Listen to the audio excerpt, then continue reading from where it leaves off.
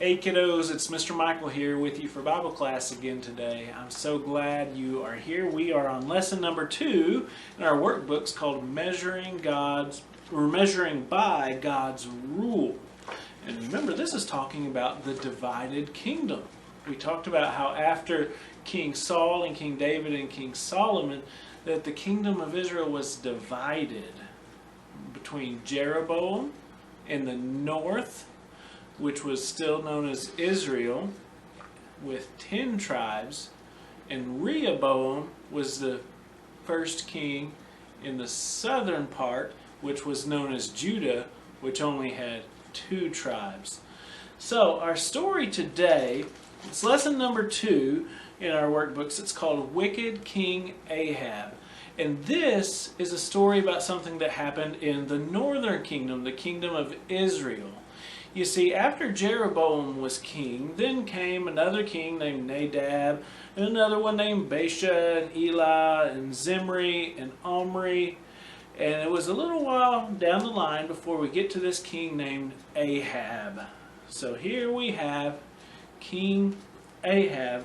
Now, King Ahab was not a good king. He was very, very wicked. He made very bad choices, and he led other people to sin against God too. Now, the title in our booklets says Wicked King Ahab, but I want you guys to know that our story today is really about Elijah. Elijah is a prophet of God. A prophet has a special job. A prophet is someone who speaks to people and tells them what God wants them to know. Now you guys know what a king is. So Ahab was the king, and so he was the leader in that way. And he should have been teaching people about God, but he didn't.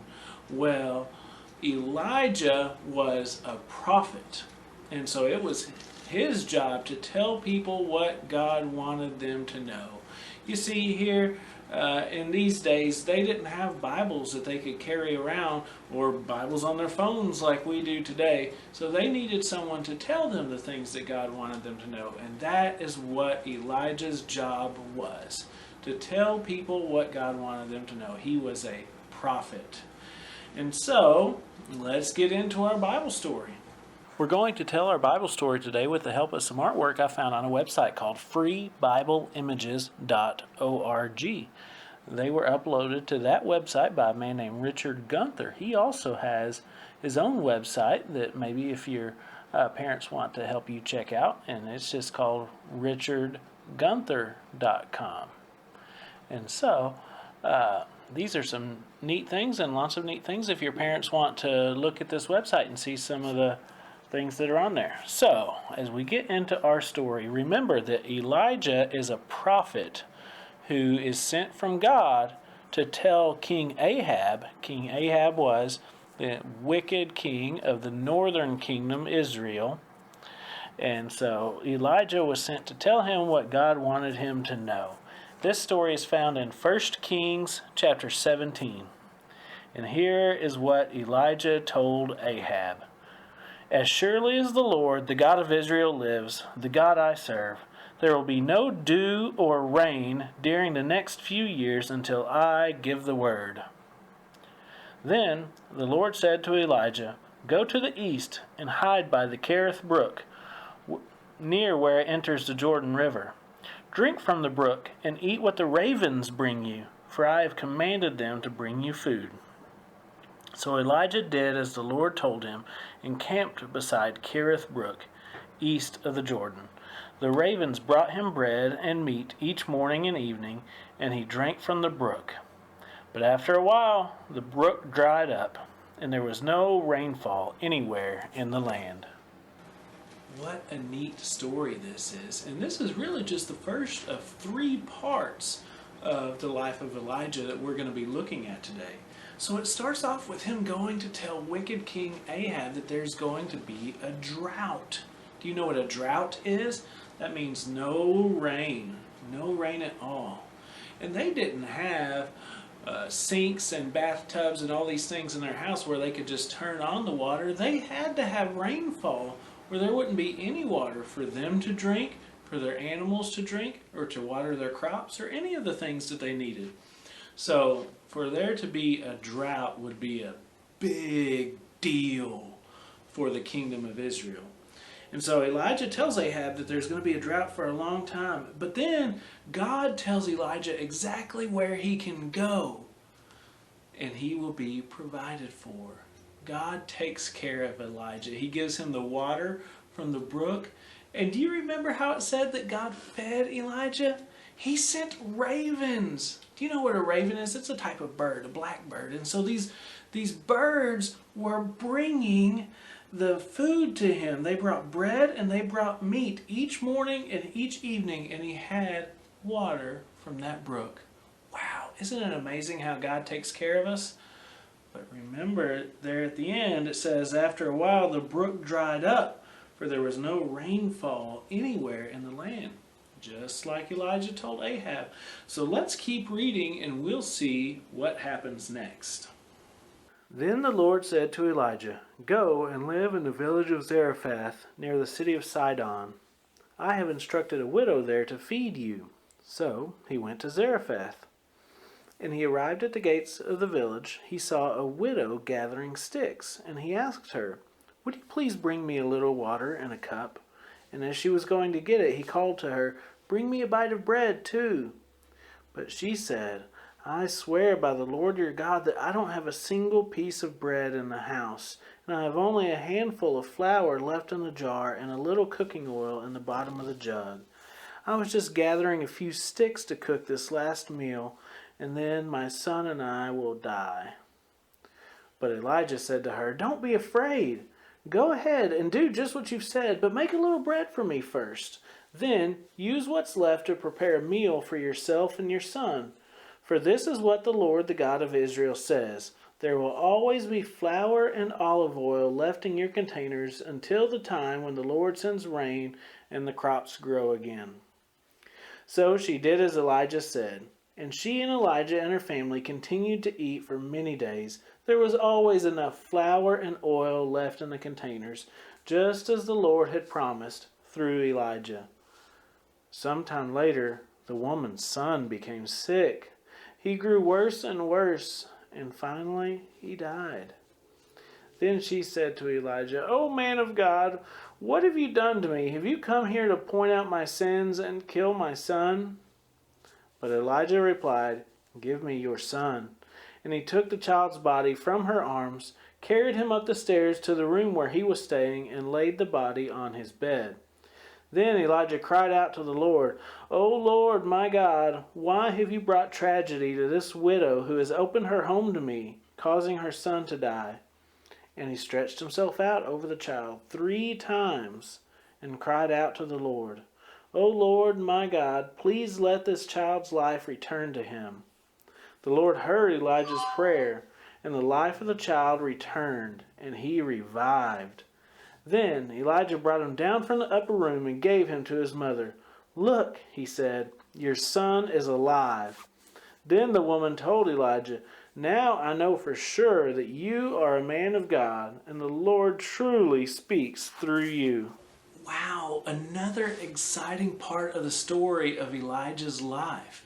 He went all the way to this town of Zarephath, which was a long way away, and it was even outside of Israel, the northern kingdom. Remember, we had the southern kingdom of Judah, then the northern kingdom of Israel, and Sidon was a whole other place. It was even outside of the northern kingdom, a long way away. And so this woman, this widow that he was sent to, she was not even an Israelite, but God is showing love to her too, because he loves everyone. And so, isn't it amazing that she thought she didn't have much left at all, just a little bit of flour and a little bit of oil. But as long as she was obeying God and helping to take care of Elijah, she had plenty of flour and plenty of oil. And they kept making all the bread that they needed during this bad, bad drought. But then her son died, and she was so sad. But Elijah took him and prayed to God, and God raised him from the dead. Wow, that is amazing. And so the woman says, "Now I know for sure that you are a man of God, and the Lord truly speaks through you." Wow, can you imagine how excited this mommy was to have her son back again? Oh, that must have been great. All right, now we're going to get on to the third part of this story. The third part of the life of Elijah that we are looking at today. And this part might be the most exciting part so far. We're going to start reading in 1 Kings chapter 18, verse 16. Ahab went out to meet Elijah. When Ahab saw him, he exclaimed, "So, is it really you, you troublemaker of Israel?" "I have not made trouble for Israel," Elijah replied. "You and your family are the troublemakers, for you have refused to obey the commands of the Lord and have worshipped the images of Baal instead. Now, summon all Israel to join me at Mount Carmel, along with 450 prophets of Baal and the 400 prophets of Asherah who are supported by Jezebel." So Ahab summoned all the people to Israel and the prophets to Mount Carmel. Then Elijah stood in front of them and said, "How much longer will you waver, hobbling between two opinions? If the Lord is God, follow him. But if Baal is God, then follow him." But the people were completely silent. Hey, do you guys recognize that? That's our memory verse. 1 Kings chapter 18, verse 21. "If the Lord is God, follow him. But if Baal is God, then follow him." All right, let's keep reading in verse 22. "Then Elijah said to them, I am the only prophet of God who is left, but Baal has 450 prophets. Now, bring 2 bulls. The prophets of Baal may choose whichever one they wish and cut it into pieces and lay it on the wood of their altar, but without setting fire to it. I will prepare the other bull and lay it on the wood on the altar, but not set fire to it. Then call on the name of your God, and I will call on the name of the Lord. The God who answers by setting fire to the wood is the true God." And all the people agreed. Then Elijah said to the prophets of Baal, "You go first, for there are many of you. Choose one of the bulls, and prepare it, and call on the name of your God. But do not set fire to the wood." So they prepared one of the bulls and placed it on the altar. Then they called on the name of Baal from morning until noontime, shouting, "O Baal, answer us!" But there was no reply of any kind. Then they danced, hobbling around the altar they had made. About noontime, Elijah began mocking them. "You'll have to shout louder," he scoffed, "for surely he is a god. Perhaps he's daydreaming or relieving himself. Or maybe he's away on a trip or is asleep and needs to be wakened." So they shouted louder, and following their normal custom, they cut themselves with knives and swords until the blood gushed out. They raved all afternoon until the time of the evening sacrifice, but still there was no sound, no reply, no response. Then Elijah called to the people, "Come over here." They all crowded around him as he repaired the altar of the Lord that had been torn down. He took 12 stones, one to represent each of the tribes of Israel, and he used the stones to rebuild the altar in the name of the Lord. Then he dug a trench around the altar large enough to hold about 3 gallons. He piled wood on the altar, cut the bull into pieces, and laid the pieces on the wood. Then he said, "Fill 4 large jars with water, and pour the water over the offering and the wood." After they had done this, he said, "Do the same thing again." And when they had finished, he said, "Now do it a 3rd time." So they did as he said, and the water ran around the altar and even filled the trench. At the usual time for offering the evening sacrifice, Elijah the prophet walked up to the altar and prayed, "O Lord, God of Abraham, Isaac, and Jacob, prove today that you are God in Israel, and that I am your servant. Prove that I have done all this at your command. O Lord, answer me so these people will know that you, O Lord, are God, and that you have brought them back to yourself." Immediately the fire of the Lord flashed down from heaven and burned up the young bull, the wood, the stones, and the dust. It even licked up all the water in the trench. And when all the people saw it, they fell face down on the ground and cried out, "The Lord, He is God. Yes, the Lord is God." Wow, the showdown on Mount Carmel.